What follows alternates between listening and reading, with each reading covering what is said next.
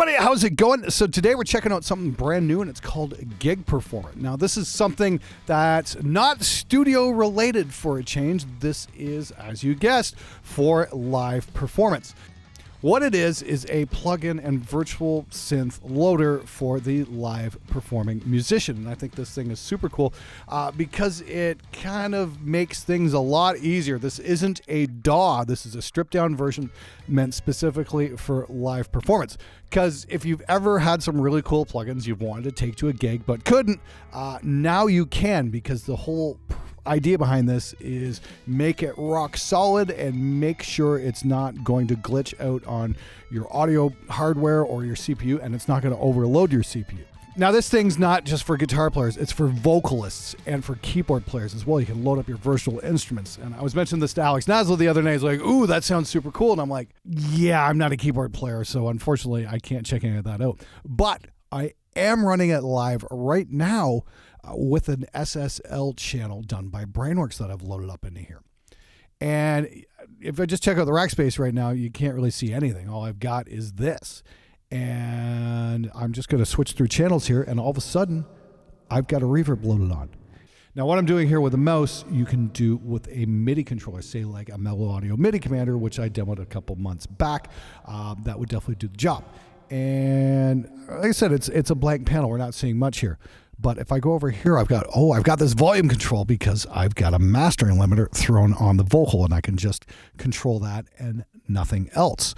What this does, let's go back to my main vocal.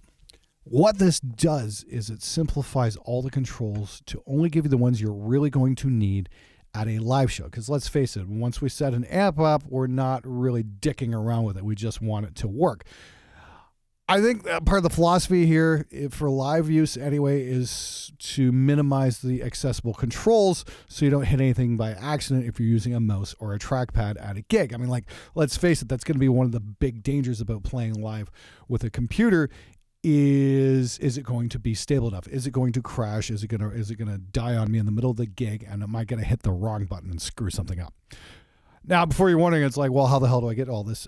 There's an edit window right here, and it gives us all our routing for what we're doing. So I've got a couple of plugins loaded up and to switch on and off seamlessly. It's just bypassing this reverb here that I'm turning on and off. Let's hear that in playback for a sec here. Ooh, very nice. And just turn it off just like that. There's nothing to it. But if I want to make an adjustment, you know, I've got my compression here. I've got my EQ. I can turn that up or turn it down, give you a bit more bottom end, that kind of stuff. And it just saves it. And I can, make a copy of that and then load it up in the next patch instance as well.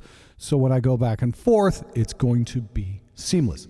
But if you want reverb or delay or anything like that, it's going to give it to you like no problem whatsoever. Now, what's really cool here is you can access multiple outputs on your sound card for, say, like doing Q mixes, or better yet, if you're a vocalist, for doing monitor mixes. And this is really cool here. I'm going to turn this down here because this is going to get really fucking loud.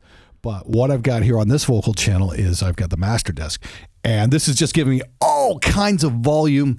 And this is great. I mean, like, if you ever played a gig and your monitors aren't loud enough, and I'm sure that's happened to all of us. It used to drive me insane back when I used to sing in a band. Having the ability to throw a mastering limiter on your monitors is great. Okay, so we've got the mastering limiter going here across the monitors. What happens if I don't want to send it out to the PA system? Well, the routing system here is pretty damn amazing, actually.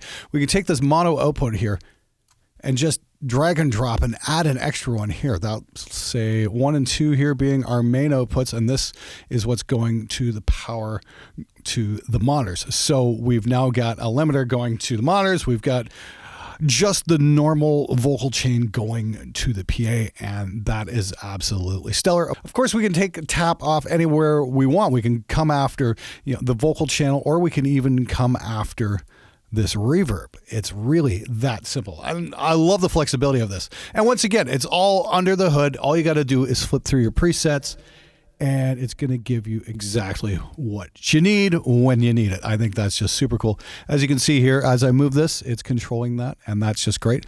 The Brainworks mastering compressor here, it's even got a de-esser, so it gets the S's under control, like does the trick and takes the edge off, that kind of thing, keeps things from getting out of control. I think that's just tremendous. That's absolutely amazing. Next up, let me grab a guitar and I'll show you just a couple of quick changes we can make with that as well. All right, so we've switched over to guitar. I've got this beautiful new 7-string from GOC Guitars from China, and I'm totally digging this thing. It's a fan fret. It's pretty freaking awesome. After I did the Friedman BE100 video, a bunch of you guys were asking if I could check out the Diesel, and that's what I've got loaded into Gig Performer right now.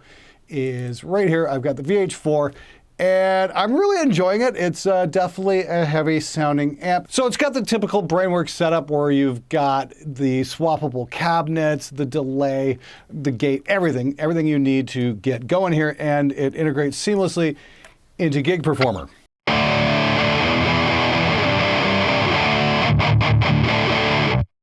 And I have to stress just how important that gate is, because in this studio, the grounding is just horrible. So being able to turn that on is awesome. Anyway, I've just got some real basic patches set up for this. I've got the amp and the Green Screamer plugins set up as well, just for max clean boost, that kind of thing. And if I were to take that off, just switch over here. Just a little bit mushier. The fact that you can swap these out.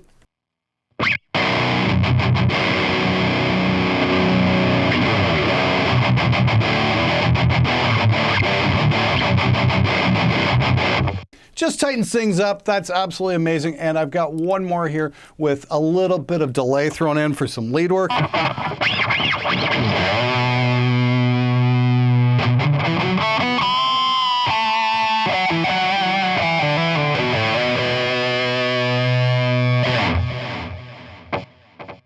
Now, the literature included with the program says we're supposed to get seamless patch switching.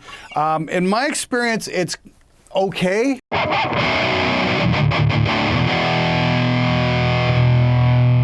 There seems to be a bit of a volume jump when I bring things in.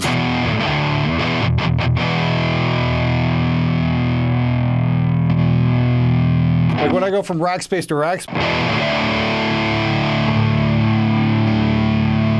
there seems to be a bit of a volume jump there. I didn't notice that with any of the vocal plugins, but it's definitely happening on the guitar. Not sure what the situation is there. All I'm doing is duplicating and then bypassing certain effects. But if I turn this effect on here,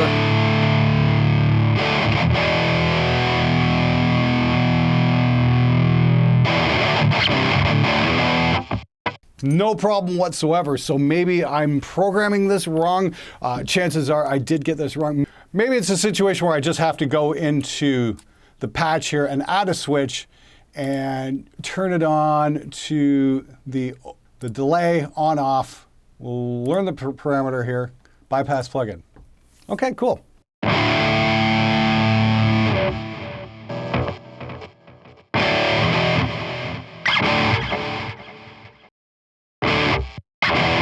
So that's really cool. I can bypass the overdrive, I can bypass the delay, and still maintain the same rack setup. And I can tighten things up with the overdrive. Add the echo in, and it seems to be no volume shift this way. Of course, if I want to go to a completely different amp setting, we're going to go to clean, a little chorus. What happens if I go back here? That's pretty cool. Let's bypass that. Clean. And back to distorted. Back to clean.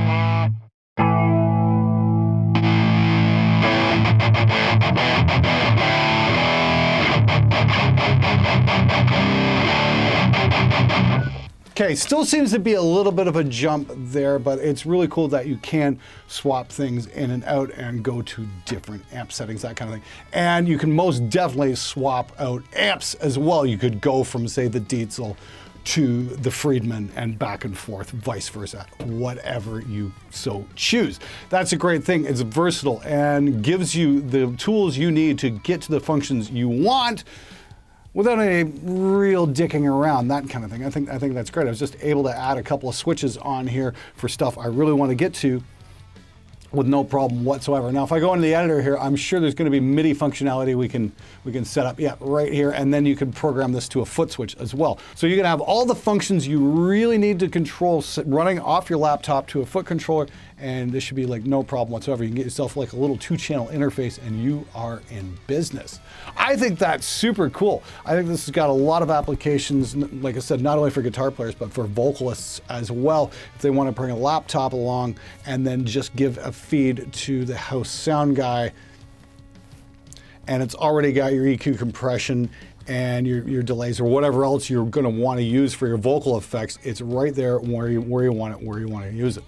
What's really cool is it's also got a mode for setlist right here. So you can load in all your different songs and you can program for changes for song. I think that's really great. Again, I'm not a performing musician. I'm much more of a studio guy, but I do remember my gigging days, and I'm sure something like this would have been really freaking cool. As for stability, so far, I haven't been able to crash it no matter how hard I have tried. I like the fact that there's simplified controls, but it seems like I've really just only scratched the surface with this plugin's capabilities. Like I said, the real stress test would be to take it to a gig and try it out at some point. If I get a chance to do live sound somewhere at some point, I think I want to do this. You know, load this onto a laptop, bring along like a 2-channel interface, like a Fireface or something like that, and just see how reliable it really is. I don't think I'd want to go with like a desktop PC or a cube PC or something like that, mainly because a laptop is a battery-based system, so if there's any power issues, it's going to be a lot more stable that way than, say, something just plugged directly into the wall. Anyway, follow the link in the description below. You can get all the relevant info, but if you're a gigging musician, it is definitely worth taking a look at. It might just make your gigging life a whole lot easier. Thanks again for watching. I'll see you guys next time. Until then, get out there and make some metal, you magnificent motherfuckers.